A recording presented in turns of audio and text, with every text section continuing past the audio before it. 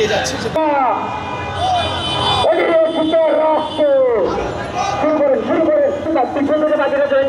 আর আমরা দেখি এই অভ্যুত্থান করার মধ্য দিয়ে রাষ্ট্রের উপর এই চুক্তি আমরা এমনকি দেশের জনগণ কেউ করে দেখে নাই, এই দেশের কোন স্টেক হোল্ডার করে নাই। আর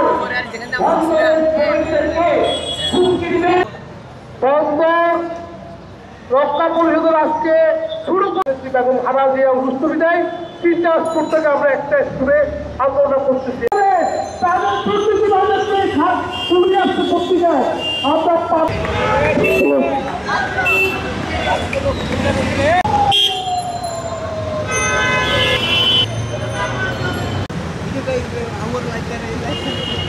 আপনারা জনগণের স্বার্থে কাজ করছেন।